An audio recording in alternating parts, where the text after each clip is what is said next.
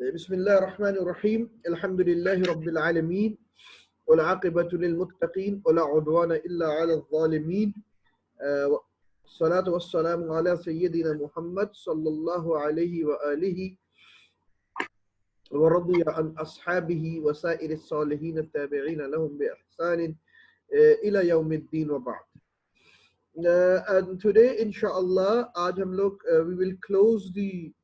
we will end the second or the third topic of our lesson plan, which is principles of understanding the divine text. Uh, just to give you a very quick recap, what we have already studied under this title is that we have studied the sources of Islamic law, the four agreed upon sources of Islamic law.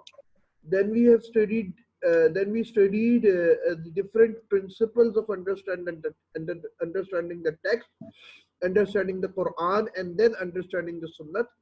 And then what we studied was how if whenever there is a superficial contradiction between two texts, whether it's in Hadith or Quran, how do we resolve that superficial contradiction? अभी तक हमने ये बातें पढ़ चुके हैं. ये सारी बातें पढ़ते हुए जब हम लोग प्रिंसिपल्स ऑफ अंडरस्टैंडिंग और ये सारी चीजें पढ़ रहे थे, हमने एक बात बहुत वाज़ेह तौर पर कही थी in this beginning, and that was the concept of authority. हमने ये बात कही थी और ये बात आप दिमाग में रखिए प्लीज कि इस्लाम के अंदर लीविंग असाइड, क्योंकि उस वक्त हमने बाकी मज़ाहिब भी पढ़े थे शुरू में जब हम when we were studying the concept of authority. Right now we will emphasize on Islam only. In Islam, absolute authority lies with the text. We should know this. In Islam, absolute authority lies with the text. It is with the text of the Quran and it is with the text of the Sunnah. Obviously, in both between Quran and Sunnah, Quran supersedes Sunnah, obviously. So the absolute authority lies with the text of Quran, not with any personality, not with anything else. You should understand this very clearly. बात समझ आ रही है कि नहीं आ रही कि absolute authority जो है वो बिल्कुल सिर्फ text के साथ है. It is not with any personality. It is not even the Prophet sallallahu alaihi wasallam. In Islam, Rasulullah sallallahu alaihi wasallam enjoys absolute authority, but even his authority is under the authority of the text of the Quran, is due to the authority of the text of the Quran. ये आपको बात बहुत जरूरी है समझने की.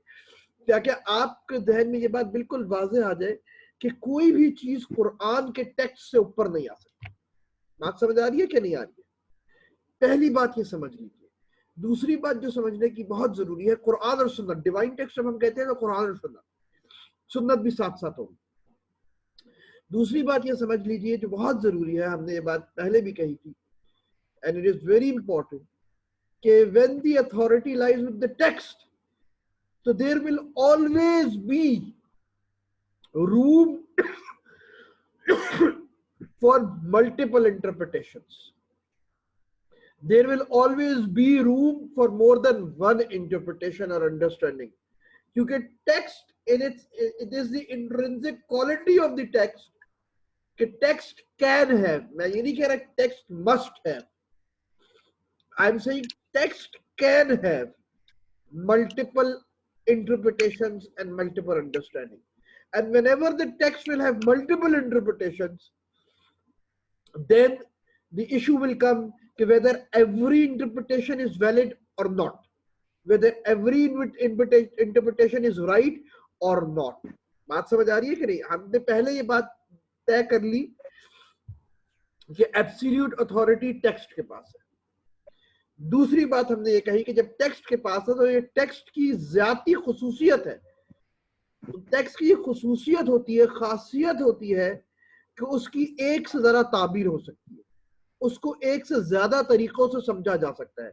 जरूरी नहीं है ये, लेकिन ये हो सकता है, पॉसिबिलिटी है.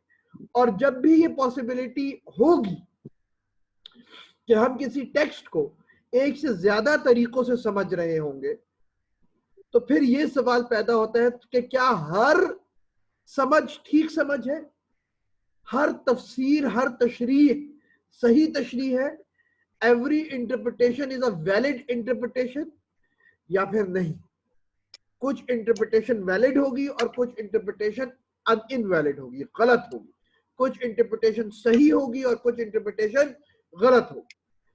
ये डिसाइड किया जाता है। ये कौन डिसाइड करता है? ये कैसे डिसाइड होगा कि whether an interpretation is a valid interpretation or an interpretation is not valid? This text itself will decide. ये टेक्स्ट खुद डिसाइड करता है। कैसे टेक्स्ट डिसाइड करता है? मैंने आपको ये मिसाल पहले भी दी कि टेक्स्ट के अंदर खुसूसियत होती है खुद कि वो बताता है कि ये बाउंड्रीज है, इसके अंदर अंदर मुझे समझना है, इससे बाहर आप मुझे नहीं समझ सकते। और मैंने इसकी मिसाल आपको दी थी, और मैंने इसकी मिसाल भी आपको दी थी। मैंने आपको ये मिसाल दी थी, आपको याद होगा, अगर मैं दोबारा आपको याद दे रहा हूं कि मैंने कहा था इफ आई से कि someone is my right hand, कोई मेरा, मैं किसी को कहूं कि ये मेरा दाया बाजू है, he is my right hand, what does this mean कि he is my right hand? It can mean many things. It can mean कि I trust him the most, मैं उसके ऊपर सबसे ज्यादा एतबार करता हूं। It can mean that he will be my representator after me, वो मेरा खलीफा, मेरे बाद मुझे रिप्रेजेंट करेगा, ये मेरी गैर मौजूदगी में रिप्रेजेंट करेगा। या फिर नंबर 3, मेरे बाद अथॉरिटी उसके पास है, मेरे बाद सबसे रिलायबल बंदा वो है, वो मेरा राइट हैंड है। या फिर चौथी बात ये भी हो सकती है कि मैं सबसे ज्यादा उसके ऊपर रिलाय करता हूँ, मेरा एतमाद सबसे ज्यादा उसके ऊपर है। ये सारे मतलब इस मायने के निकल रहे हैं जब मैंने ये लफ्ज बोला कि इज माय राइट हैंड, ठीक है। लेकिन क्या इसका ये मतलब निकलेगा कि अगर एक बंदा है जो ये मेरे इस जुमले को सुने और फिर डिक्शनरी पे जाए और कहे राइट का क्या मतलब है, it's right means right a direction, और hand is a limb, if I say person is my right hand he becomes my right limb, क्या ये मतलब बनेगा उस जुमले का? कभी भी नहीं ये मतलब बन सकता। क्यों नहीं बन सकता? डिक्शनरी तो मुझे ये मतलब बता रही है कि when I say someone is my right hand, it might mean कि he is my right limb. Dictionary tells me this meaning, लेकिन I cannot mean this. मैं ये मतलब नहीं ले सकता। कैसे मुझे पता नहीं ले सकता? मुझे टेक्स्ट खुद बता रहा है कि ये अल्फाज इन मायने में इस्तेमाल नहीं हो सकते। तो इसका मतलब क्या है कि मेरी जो बात थी, वो जो टेक्स्ट था, मेरे जो अल्फाज थे, it did have multiple interpretations, it did contain multiple meanings in it, but not all of them were correct,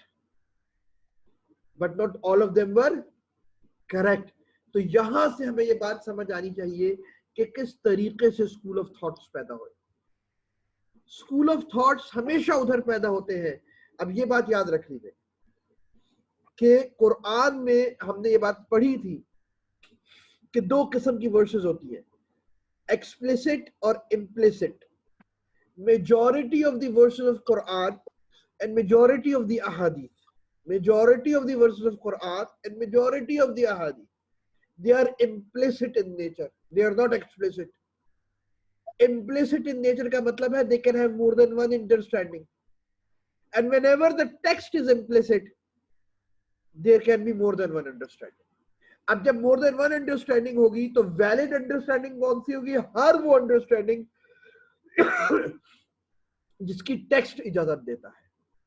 आप ये कह सकते हैं कि प्रेफरेबल नॉन प्रेफरेबल होगी, एक ज्यादा बेहतर होगी, एक कम बेहतर होगी, एक ज्यादा सही होगी, एक कम सही होगी, लेकिन होंगे दोनों की गुंजाइश मौजूद।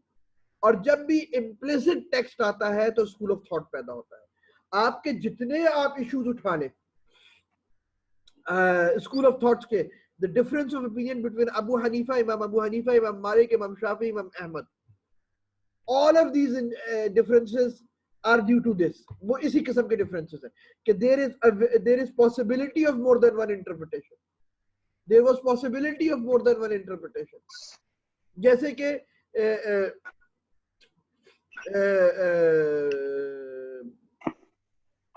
जैसे कि मैं आपको एक मिसाल देता हूँ अल्लाह ताला ने कुरान में कहा है कि अल्लाह ताला ने जो पानी का गोश्त है, लहम तोरी, पानी के अंदर गोश्त है, उसको हलाल किया है। अब पानी के गोश्त से क्या मुराद है? The meat of water, sea meat, इससे क्या मुराद है? अब आप ये बात देखिए कि इस लफ्ज इस्तेमाल हुआ है समंदर का गोश्त, लहम तोरी, ताजा समंदर का गोश्त। इमाम मालिक जो थे वो मदीना में बैठे हुए थे, जहां से करीब तरीन जो रिवर या स्ट्रीम बहती है, रिवर था या समंदर था या साहिल था, उसके आने जाने में 3 दिन लगते थे कम से कम। ना कोई रेफ्रिजरेशन थी ना कुछ थी, तो आप भूल जाइए कि वहां कोई सी फूड आता होगा, या आता होगा तो बहुत ही गिना चुना आता होगा। तो दे वर नॉट अवेयर। तो इमाम मालिक ने क्या किया? इमाम मालिक ने ये बात कही कि everything which lives in water is हलाल। तो उन्होंने लॉबस्टर्स और सारी चीजों को हलाल किया। इमाम इमाम इमाम इमाम मालिक के नजदीक everything that lives in water and it is not a predator, दो शर्त, क्योंकि प्रेडिटेटर्स को वैसे ही हराम कर दिया था कुरान। Everything that lives in water and is not a predator, वो हलाल है इमाम मालिक के नजदीक। तो ये squids and lobsters and octopus and everything is हलाल अगर वो गोश्त है, according to Imam Malik. Imam Abu Hanifa used to live in Kufa in Iraq, और कूफा में जिधर वो जो कूफा जो है उसके साथ साथ 2 बहुत बड़े दरिया बह रहे हैं, जिधर वाफिर मिकदार में सी फूड मौजूद है, मछली और ये सारी चीजें मौजूद है। इमाम अबू हनीफा ने जब ये आयत पढ़ी तो उन्होंने कहा यार हर चीज तो उठाकर नहीं खा लेते ना समंदर से, the custom will tell you. यहां अल्लाह ने जब ये कहा है कि every meat, water meat, it means whatever meat customary जो खाया जाता है। कस्टमरी कौन सी चीज खाते हैं? मछली शछली खाते हैं, बस वही हलाल। अल्लाह ताला कस्टम्स और इंसान के लोगों के उसमें के मुताबिक बात करता है। अब दोनों में से कौन ठीक है और कौन गलत है? You can say कि one is more preferable than the other opinion, but both opinions has what? Has their validity from the text. इसी वजह से आप देखिए कि बहुत से लोग, आज भी अजीब बात है कि बहुत से उलमा आपको ये कहते हुए नजर आएंगे कि प्रॉन्स खाना मकरूह है। ये बड़ी मशहूर बात, ठीक है। क्यों? क्योंकि जिस वक्त ये इमाम साहब ने ये फतवा दिया था उस वक्त कस्टमरी प्रॉन्स नहीं खाए जाते थे। Prawns was never considered as food. तो उन्होंने मकरूह कह दिया क्योंकि वो कस्टमरी उसके अंदर थे। इमाम मालिक के उसमें कहा, इमाम मालिक तो उसमें जाते थे। बात समझ आ रही है कि नहीं है? तो टेक्स्ट टेल्स अस, लेकिन any interpretation which is not supported by the text will be considered as an invalid interpretation. Any interpretation not supported by the text, whether it is the text of the Quran or the text of the Sunnah, will not be considered as a valid interpretation. तो आप ये बात दिमाग में और ये बात note कर लीजिए, लिख लीजिए कि school of thoughts, now we are studying कि what is the difference between a school of thought and a sect. क्या हर किस्म के difference of opinion is bad in Islam? Islam discourages every type of difference of opinion? No. ये बात हमारे दिमाग में डाल दी गई कि whenever there is a difference of opinion there is a confusion. No, whenever there is a difference of opinion there is a multiple the intellectual heritage, it becomes riches, it riches. हमारा जो intellectual heritage है, अगर वो एक से ज्यादा opinions है, valid opinions, तो वो तो इनरिच कर रहा है, वो कंफ्यूजन नहीं पैदा कर रहा। कंफ्यूजन आपके हमारे दिमागों में जबरदस्ती डाल दी जाती है कि हमें हमेशा ये बताया जाता है कि ब्लैक एंड व्हाइट में सोचना सीखो। हालांकि सोच की जो खूबसूरती है वो तो है ही ग्रे में, वो ब्लैक एंड व्हाइट में तो होती नहीं है कि आप एक से ज्यादा तरीकों से सोच सके, आप एक से ज्यादा उस पैरामीटर्स के ऊपर सोच सके। तो एवरी वैरायटी इन व्यूज, या every difference of opinion, Islam does not discourages that, never discourages that, क्योंकि इस्लाम के टेक्स्ट के अंदर इसकी गुंजाइश रखी हुई है। तो फिर इसका मतलब क्या है कि फिर कौन सा डिफरेंस ऑफ ओपिनियन है जिसको इस्लाम डिस्करेज करता है? क्योंकि कुरान ने बार बार ये बात कही है, इन्नल लज़ीना फर्रक़ू दीनहुम, वकानु शियान लस्ता मिनहुम बिशै। कुरान कहता है कि वो लोग इन्नल लज़ीना फर्रकू दीनहुम, those who have divided the religion into different groups, फर्रकू, they have divided their religion, वकानु शियान, and they became groups and segments, और उन्होंने ग्रोहबाजी कर दी, उनका इस्लाम से और रसूलुल्लाह से कोई ताल्लुक नहीं। ये सेगमेंट्स और ग्रोहबाजी कौन सी ग्रोहबाजी है? ये difference, her difference of opinion के ऊपर नहीं, क्योंकि आप ये बात देखिए कि जब अबू हनीफा, मालिक, शाफी आए, इन्होंने अपना अपना ओपिनियन दिया, तो क्या इन्होंने ग्रोह बनाए? इन्होंने किसी ने ग्रोह नहीं बनाया।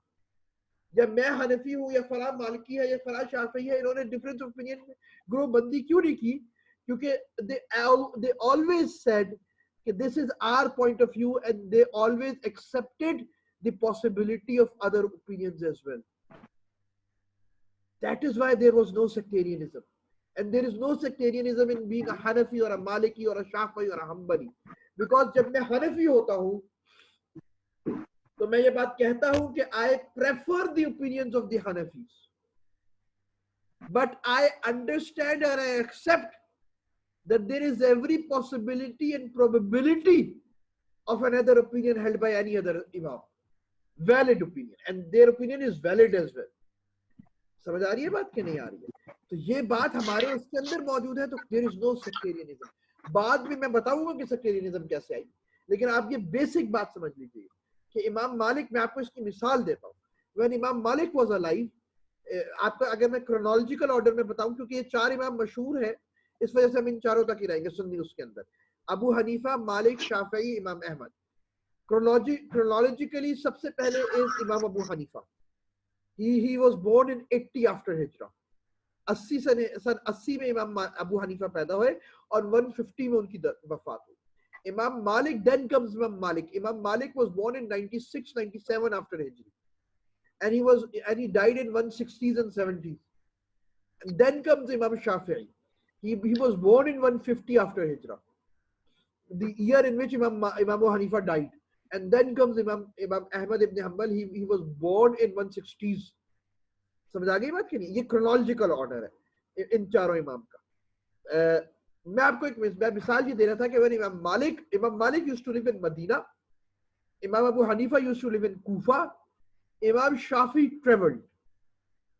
he originally used to live in Palestine, फिर उनके वालिद की बहुत जल्दी डेथ हो गई। then his mother migrated to Medina, और वो मदीना में रहने लगे, and he became a student of Imam Malik there। and then from Medina he moved on to Iraq, and he became a student of Abu Hanifa, Imam Muhammad। and then from Iraq he went on to Egypt, और फिर वो Egypt में उनकी death हो, इमाम Shafi Egypt में ही उधर उनकी डेथ हो गई।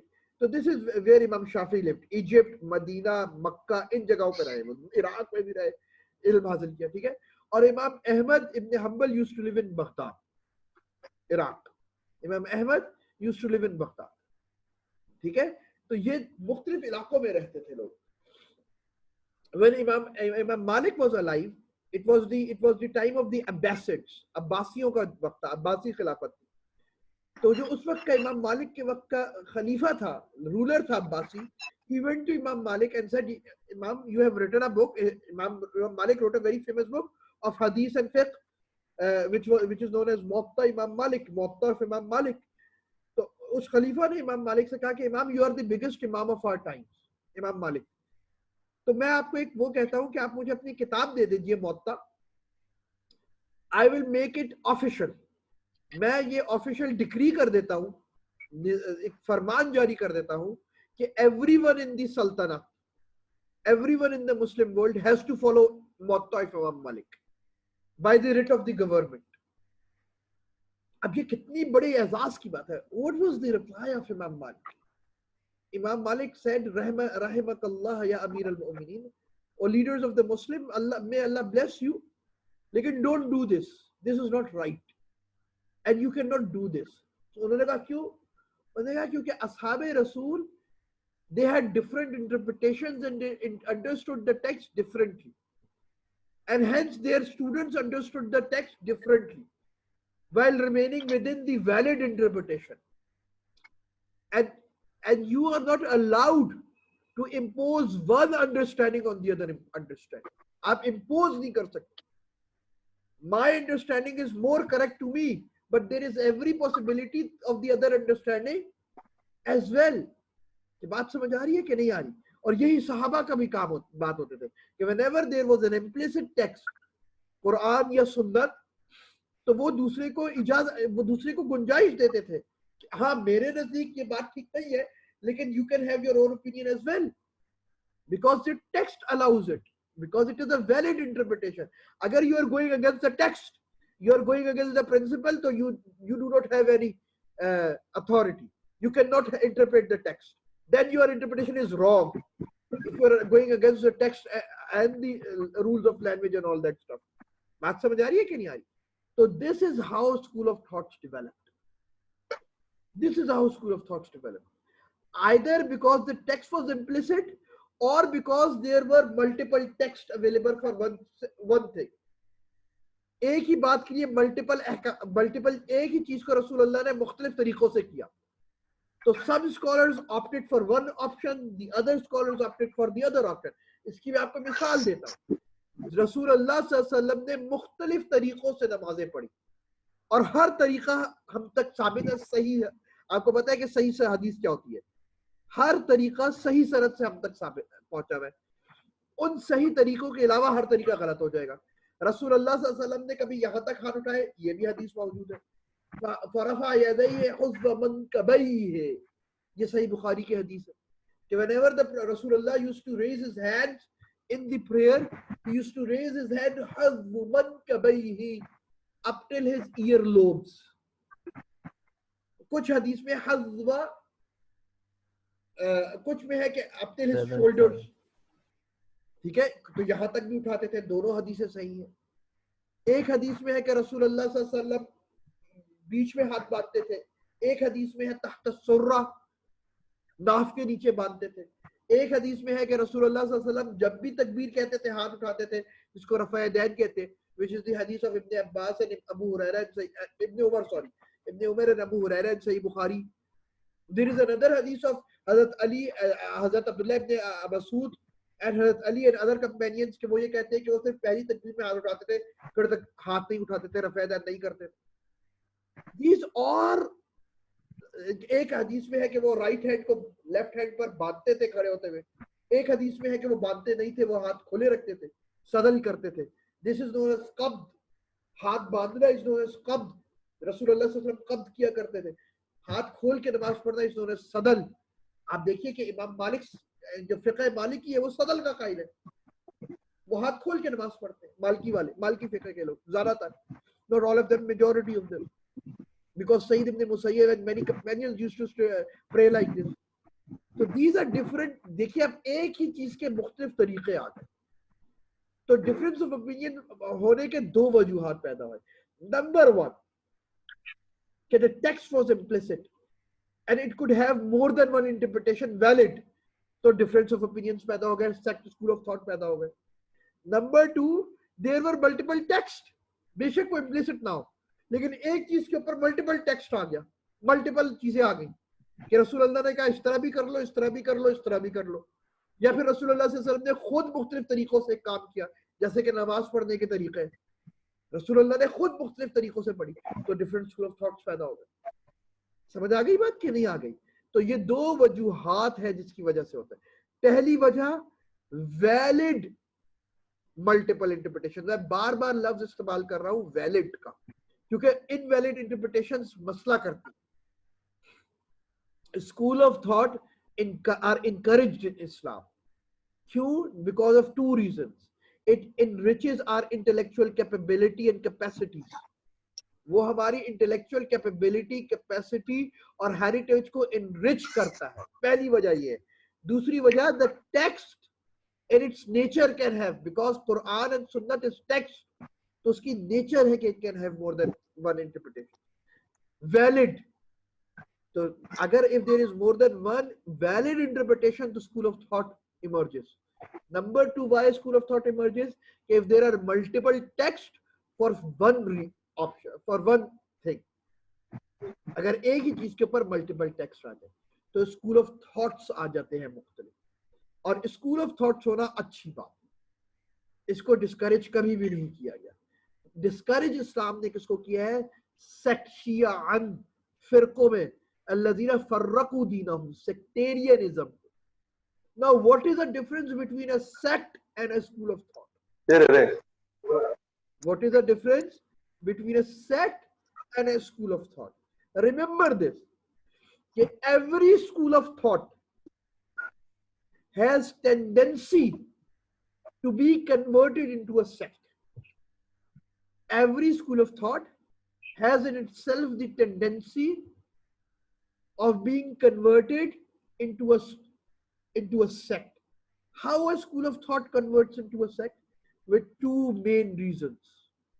दो वजूहात हैं बुनियादी जिनकी वजह से एक स्कूल ऑफ थॉट एक सेक्ट में तब्दील होता है या सेक्ट बजाते खुद जन्म लेता है। नंबर वन, इग्नोरेंस, जहालत। When you are ignorant of the fact that there can be more than one interpretation, तो क्या होगा? जब आप ये समझेंगे कि टेक्स्ट की एक साथ इंटरप्रिटेशन हो ही नहीं सकती, तो क्या होगा? तो एक्सक्लूसिविज्म आएगा, रिजिडिटी आएगी। तो आप ये कहेंगे कि जो मैंने समझा है सिर्फ वो ठीक है, बाकी सब गलत है, क्योंकि आप मल्टीपल इंटरप्रिटेशंस को मान ही नहीं रहे जहालत की वजह से। अपनी समझ आ रही है? You are ignorant of the fact कि there can be more than one interpretation, और you are ignorant of the fact कि in reality more than one interpretation exist, कि अबू हनीफा की ये राय थी, मालिक की ये राय थी, अब शाफी की ये राय थी। You are ignorant of the fact. तो जो राय आपको पता है, आप उस राय के अलावा हर दूसरी राय के खिलाफ हो जाते हैं, रिजिडिटी आ जाती है। This is because of ignorance. So every school of thought will turn into a sect if ignorance is added to them, if ignorance is introduced to them. अगर मैं हनफी हूँ, and which I am, and I am proud of being that, if I am a Hanafi, walayazu billah, and God forbid, I am a jahil Hanafi, तो क्या होगा कि मैं हनफी के अलावा हर दूसरी बात को क्या करूंगा? गलत कहूं। ना सिर्फ गलत कहूंगा बल्कि कहूंगा कि वो बातिल है, गुनाह है। समझ रही? उसकी इजाजत ही नहीं दूंगा, एक्सेप्ट ही नहीं करूंगा, एक्सेप्टेंस खत्म कर दूंगा मैं बेशक में। और क्या होता है, और अगर मैं जाहिल नहीं हूं तो मैं दूसरों की बात को गलत कहूंगा लेकिन एक्सेप्टेंस खत्म नहीं हो, क्योंकि वो बात मेरे लिए सही नहीं है, मैं उस बात से इत्तेफाक नहीं करता। जब इत्तेफाक नहीं कर रहा तो इसका मतलब है मेरे लिए वो गलत है, लेकिन I will accept it because I know कि there can be multiple interpretation.